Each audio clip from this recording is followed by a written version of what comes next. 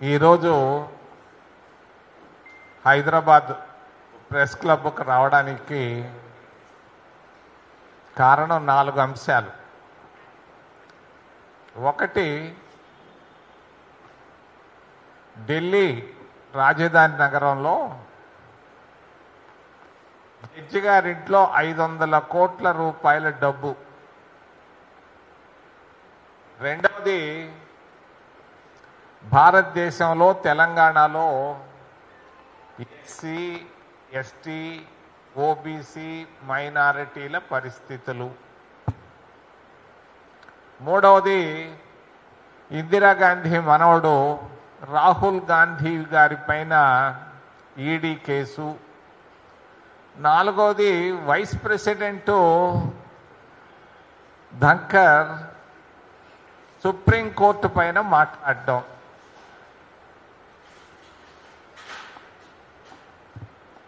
వాజ్పేయి గారు ప్రధానమంత్రిగా ఉన్నప్పుడు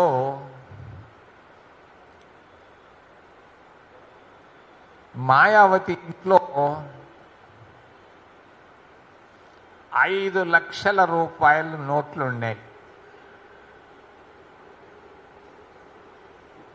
సిబిఐ రైడ్ చేశారు, 5 లక్షలను పట్టుకున్నారు. వెంటనే ఆమె పైన సిబిఐ కేసు పెట్టారు. ఆ కేసు సుప్రీంకోర్టు దాకా నడిచింది. మరి హైకోర్టు న్యాయమూర్తి, ఢిల్లీ హైకోర్టు న్యాయమూర్తి యశ్వంత్ వర్మ ఇంట్లో 500 కోట్ల రూపాయల డబ్బు దొరికింది. ఎలా దొరికింది? ఎవరిచ్చారు? ఏ ఏ తేదీల్లో ఇచ్చారు? ఎందుకు ఇచ్చారు? ఎలా పట్టుబడ్డాడు? ఆ 500 కోట్ల రూపాయలు యశ్వంత్ వర్మది కాదు అని సుప్రీంకోర్టులో లాయర్లు, జడ్జీలు, రిటైర్డ్ జడ్జీలు అందరూ చెప్పుకుంటా ఉన్నారు. ఆ డబ్బు ఆయనది కాదు, అది ఒక సుప్రీంకోర్టు మాజీ ప్రధాన న్యాయమూర్తి గారిది అని చెప్పుకుంటున్నారు.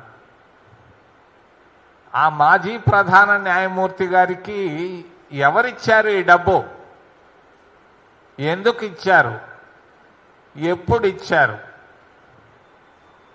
మరి ఒక జడ్జి గారి ఇంట్లోకి ఒక వాటర్ బాటిల్ పోవాలన్నా, ఒక పుస్తకం పోవాలన్నా కూడా స్క్రీనింగ్ ఉంటుంది, పోలీసులు చెక్ చేస్తారు. ఒక కారు లోపల పోవాలన్నా కూడా డిక్కీ తీసి చూస్తారు. మరి ఈ న్యాయమూర్తి గారి ఇంట్లోకి 500 కోట్ల రూపాయలు ఎలా వెళ్ళాయి? ఎందుకు వెళ్ళాయి?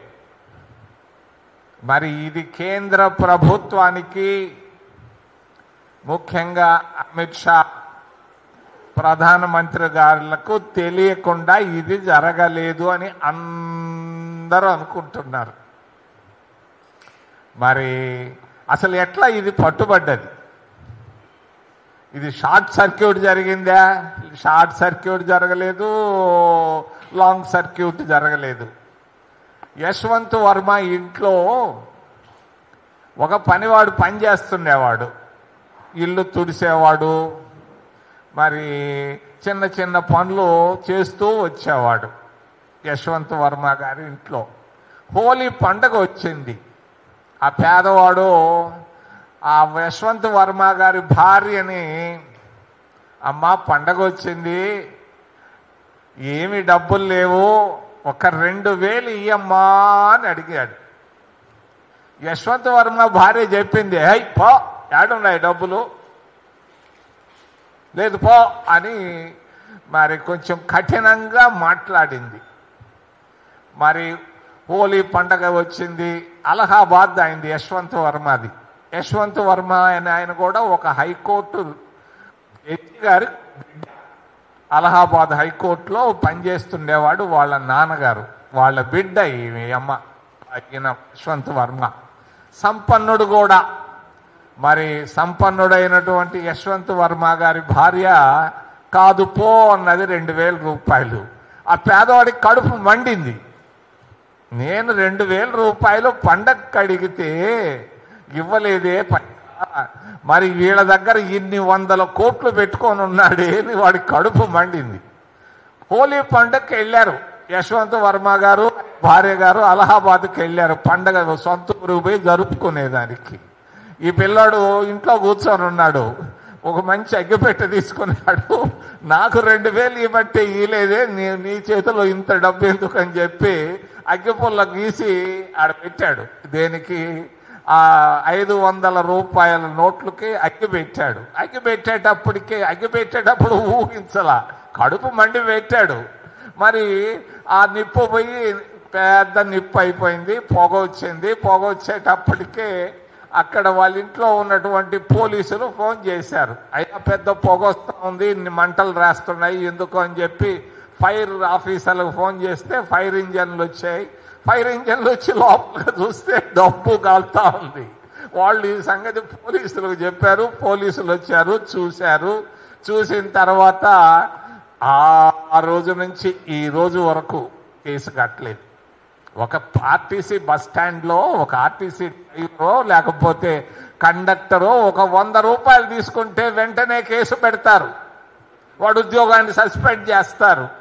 కానీ న్యాయమూర్తి హైకోర్టు జడ్జి గారింట్లో 500 కోట్ల రూపాయల నోట్లు కనపడితే ఈడీ ఏం చేస్తా ఉంది, సిబిఐ ఏం చేస్తా ఉంది, ఇన్కమ్ ట్యాక్స్ ఏం చేస్తా ఉంది, పోలీసులు ఏం చేస్తున్నారని నేను అడుగుతున్నాను ముక్కుసూటిగా కేంద్ర ప్రభుత్వాన్ని, ప్రధానమంత్రి గారిని, అమిత్ షా గారిని. మీరు చిన్న చిన్న వాళ్ళపైన పడతారు, ఎందుకు హైకోర్టు జడ్జి గారిని అక్కడి నుంచి ట్రాన్స్ఫర్ చేస్తే సరిపోద్దా? మరి ట్రాన్స్ఫర్ చేశారు. అక్కడ అలహాబాద్ హైకోర్టులో ప్రధాన న్యాయమూర్తి దొంగ చాటుగా ఆయన చేత ప్రమాణ స్వీకారం చేయించాల్సిన అవసరం ఏముంది?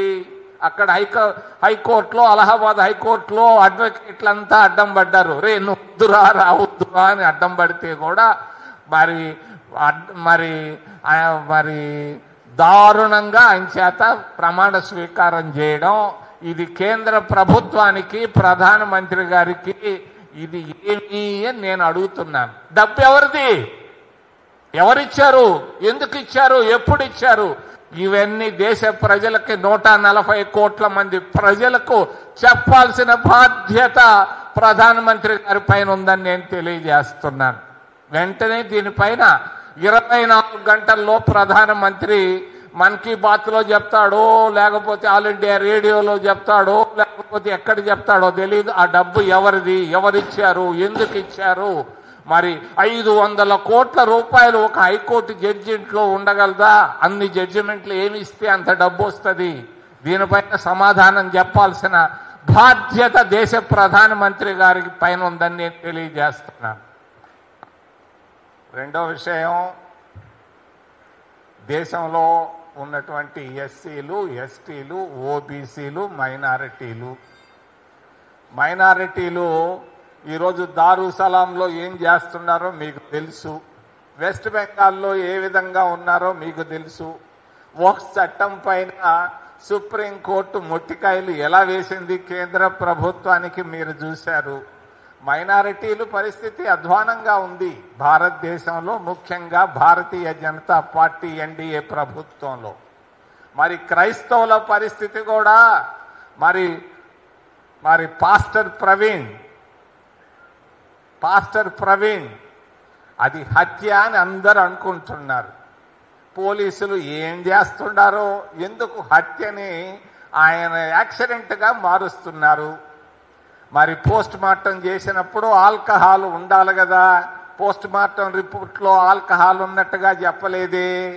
నేను కూడా డాక్టర్ని, నేను కూడా పోస్ట్ మార్టాలు చేశాను.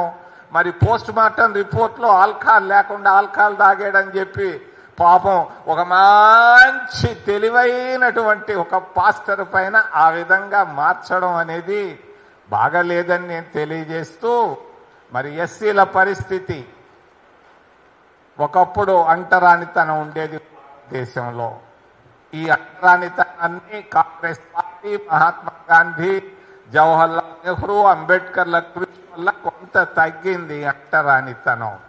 కానీ ఎస్సీల ఆర్థిక పరిస్థితులు అధ్వానంగా ఉన్నాయి. 3 పూటల్లో కనీసం ఒక్క పూట కూడా భోజనం చేయలేనటువంటి పరిస్థితుల్లో ఉన్నారు. 75 సంవత్సరాల స్వతంత్ర భారతదేశంలో 15% రిజర్వేషన్లు ఎస్సీలకు ఇవ్వడం జరిగింది. మరి 7.5% రిజర్వేషన్లు ఎస్టీలకు కాంగ్రెస్ పార్టీ తీసుకొని రావడం జరిగింది. ఓబీసీలకు కూడా 27% రిజర్వేషన్లు కాంగ్రెస్ పార్టీ సోనియా గాంధీ కృషితో మరి ఓబీసీలకు విద్యా సంస్థల్లో, ఉద్యోగాల్లో రిజర్వేషన్లు ఇవ్వడం జరిగింది. కానీ వీళ్ళ ఆర్థిక పరిస్థితులు 75 సంవత్సరాల స్వతంత్ర భారతదేశంలో ఎలా ఉంది అంటే ఓబీసీలు 3 పూటల్లో 2 పూటలు మాత్రమే భోంచేయగలుగుతున్నారు. ఎస్సీలు 3 పూటల్లో 1 పూట మాత్రమే భోంచేయగలుగుతున్నారు. ఇది తెలంగాణలో కానీ, ఆంధ్రప్రదేశ్లో కానీ, భారతదేశంలో ఉన్నటువంటి పరిస్థితులు. కర్ణాటకలో ఎస్సీలకు 24% ప్రభుత్వ కాంట్రాక్టుల్లో రిజర్వేషన్లు ఇస్తున్నారు. కర్ణాటకలో కాంగ్రెస్ ప్రభుత్వం ఎస్సీలకు 24% ప్రభుత్వ కాంట్రాక్టుల్లో రిజర్వేషన్లు ఇస్తున్నారు. అదేవిధంగా చంద్రబాబు నాయుడు కానీ, రేవంత్ రెడ్డి కూడా చట్టాన్ని వెంటనే రేపు రాబోయే అసెంబ్లీలో పెట్టి ఎస్సీలకు ప్రభుత్వ కాంట్రాక్టుల్లో కర్ణాటక కాంగ్రెస్ ప్రభుత్వం లాగా 24% పనులు ఇవ్వాలని నేను డిమాండ్ చేస్తున్నాను. ఇది కాంగ్రెస్ పార్టీ తరఫున కూడా నేను డిమాండ్ చేస్తున్నాను. ఇది అవసరం. ఆర్థికంగా ఎస్సీలు అవ్వాల్సిన అవసరం ఉంది. మరి అంతేకాదు బ్యాంకుల్లో రుణాలు, మరి బ్యాంకుల్లో ఉన్నటువంటి రుణాలన్నీ వాళ్ళకి వెళ్ళిపోతున్నాయి. గుజరాత్ వాళ్ళకి వెళ్ళిపోతున్నాయి, మార్వాడీలకు వెళ్ళిపోతున్నాయి. 25% ఉన్నటువంటి ఎస్సీ ఎస్టీలకు ఇస్తున్నటువంటి రిజర్వేషన్లు 1% లోపిస్తున్నారు బ్యాంకుల్లో రుణాలు. మరి బ్యాంకుల్లో కూడా రుణాలు కనీసం ఒక 20% అన్న ఎస్సీ ఎస్టీలకు ఇవ్వాలని నేను డిమాండ్ చేస్తున్నాను కాంగ్రెస్ పార్టీ తరఫున. ఎందుకు ఇవ్వకూడదు? ఉన్న డబ్బంతా మార్వాడీలకి, గుజరాత్ వాళ్ళకి ఇస్తే లక్షల కోట్ల రూపాయలు ఇచ్చేస్తున్నారు. ఇది కరెక్ట్ కాదు. తప్పనిసరిగా ఓబీసీలకు కానీ, ఎస్సీలకు కానీ మరి రిజర్వేషన్లు అనేదాన్ని ప్రక్కన పెడదాం. ఆర్థికంగా పైకి వచ్చేదానికి బ్యాంకుల్లో రుణాలు ఇవ్వాలని నేను డిమాండ్ చేస్తున్నాను. అదేవిధంగా ఓబీసీలకు కూడా కర్ణాటక ప్రభుత్వం లాగా 15% ప్రభుత్వ కాంట్రాక్టుల్లో ఇవ్వాలి. మైనర్లు కూడా మరి ఓబీసీలకు, ఎస్సీలకు, ఎస్టీలకు ఆర్థిక అభివృద్ధి కొరకు ఇవ్వాలని నేను డిమాండ్ చేస్తూ, 3వ అంశం రాహుల్ గాంధీ ఇందిరాగాంధీ మనవడు, పండిట్ జవహర్లాల్ నెహ్రూ గారి ముని మనవడు, రాజీవ్ గాంధీ గారి కుమారుడు. మరి ఆయన పైన ఈడీ కేసు పెట్టడం దుర్మార్గం, అన్యాయం, అక్రమం. దాన్ని ఖండిస్తున్నా. నేను ఇన్కమ్ ట్యాక్స్ ఆఫీసర్లందరినీ అడిగాను, అయ్యా ఈ న్యూస్ పేపర్ పైన వీళ్ళ పైన ఏది నిజం ఏది అబద్ధం అని అడిగాను. వాళ్ళు చెప్పారు దీంట్లో సబ్స్టెన్స్ లేదు, ఈ కేసుల్లో దీనివల్ల ప్రయోజనం లేదు, నిలబడదు అని చెప్పాడు. నేను మొన్న 14వ తేదీ అంబేద్కర్ డేకి మొన్న నేను పార్లమెంటు భవన్కి వెళ్ళాను. గత 40 సంవత్సరాలుగా పార్లమెంటు భవన్కి వెళ్తూ చూస్తూ వస్తున్నాను. ఒకప్పుడు 10 మంది కూడా అంబేద్కర్ దగ్గరకు వచ్చి, స్టాచ్యూ దగ్గరకు వచ్చి పువ్వులు పెట్టేవాళ్ళు కాదు. ఈరోజు ఓయబ్బో వేల మంది వస్తున్నారు, పెద్ద పెద్ద క్యూలు వస్తున్నాయి. మరి ముఖ్యంగా వివిఐపీలు వచ్చారు. ప్రధానమంత్రి గారు వచ్చారు, రాష్ట్రపతి వచ్చారు, డంకర్ వచ్చాడు, మరి లీడర్ ది అపోజిషన్ మరి రాహుల్ గాంధీ, మల్లికార్జున్ ఖర్గేలు వచ్చారు. నేను చాలా కాలంగా గత 40-50 సంవత్సరాలుగా చూస్తున్నా. వాజ్పేయి మరి ప్రధానమంత్రిగా ఉన్నప్పుడు అదే విగ్రహం దగ్గరకు వచ్చినప్పుడు అందరినీ పలకరించాడు. హాయ్ కైసా హాయ్, ఓ హాయ్ ఏ అని దండ పెట్టి అందరినీ పలకరించి నవ్విపోయేవాడు. కానీ ఈ దఫా మోడీ గారు వస్తే మరి leader the opposition Mallikarjun Kharge Rajya Sabha నుంచి ఉన్నాడు, లోక్సభ నుంచి ఉన్నటువంటి మరి రాహుల్ గాంధీ ఉన్నాడు. కనీసం కన్నెత్తి చూడడం కానీ, పలకరించడం కానీ, ఒక నవ్వు నవ్వడం కానీ, కనీసం చేయి ఊపడం కూడా లేదు. శత్రువులాగా ఉన్నారు. మరి అధికార పక్షం ప్రతిపక్ష నాయకుల మధ్య మరి ఎంత ఎంత క్రూరంగా ఉన్నారు అని అంటే నాకు అయ్యో అనిపించింది. ఇదే మరి ప్రధానమంత్రిగా ఉన్నటువంటి జవహర్లాల్ నెహ్రూ మరి ఎంపీగా ఉన్నటువంటి అటల్ బిహారీ వాజ్పేయిని గురించి చెప్పాడు 60-70 సంవత్సరాల క్రితం. ఈ వాజ్పేయి ఆయన ఎప్పుడో ఒకసారి ప్రధానమంత్రి అవుతాడు దేశానికి అని చెప్పాడు 70 సంవత్సరాల క్రితం. మరి ఇందిరాగాంధీ కానీ, మన్మోహన్ సింగ్ కానీ, పివి నరసింహరావు కానీ ప్రతిపక్ష నాయకుల్ని జాగ్రత్తగా మంచిగా ఉండేవాళ్ళు. ఈరోజు భారతీయ జనతా పార్టీ నాయకులు మరి ప్రతిపక్ష నాయకుల మధ్య వైరుధ్యం నడుస్తూ ఉంది. ఇది మంచిది కాదు ప్రజాస్వామ్యానికి అని తెలియజేస్తూ మరి రాహుల్ గాంధీ పైన పెట్టినటువంటి ఈడీ కేసుల్ని నేను ఖండిస్తూ వెంటనే దాన్ని విరమించుకోవాలని కేంద్ర ప్రభుత్వానికి తెలియజేస్తూ చివరిలో వైస్ ప్రెసిడెంట్ డంకర్, ఈ డంకర్ నాకు చాలా కాలంగా 40 ఏళ్లుగా తెలుసు. పార్టీలు మార్చాడు. చంద్రశేఖర్ ప్రభుత్వంలో మంత్రిగా ఉన్నాడు. మరి భారతీయ జనతా పార్టీలోకి వచ్చాడు. ఏదో పదవి సంపాదించాడు, వైస్ ప్రెసిడెంట్ అయ్యాడు. మరి వైస్ ప్రెసిడెంట్ అయిన తర్వాత హుందాగా ఉండాలి. మరి ఆయన నిన్న ఒక దగ్గర మాట్లాడుతూ ఆయన సుప్రీంకోర్టు జడ్జీల పైన విమర్శలు చేశాడు. మరి జడ్జీల పైన విమర్శ చేయడం అనేది కోర్టు ధిక్కారం కింద వస్తుంది. జడ్జిమెంట్ల పైన మాట్లాడొచ్చు కానీ జడ్జీల పైన మాట్లాడకూడదు. జడ్జి తప్పు చేస్తే డబ్బు అడంటే అవినీతి కాబట్టి దాని గురించి మాట్లాడుతున్నాం. దేశ ప్రజలందరూ మాట్లాడుతున్నారు. మరి డంకర్ గారు వైస్ ప్రెసిడెంట్ గారు స్థాయి పడిపోయింది. ఆ విధంగా ఒక ఎంపీ లాగా మాట్లాడడం దారుణం, తప్పని నేను తెలియజేస్తూ ఏదైనా ప్రశ్నలు ఉంటే అడగమని మిమ్మల్ని చేతులెత్తి ప్రార్థిస్తున్నా.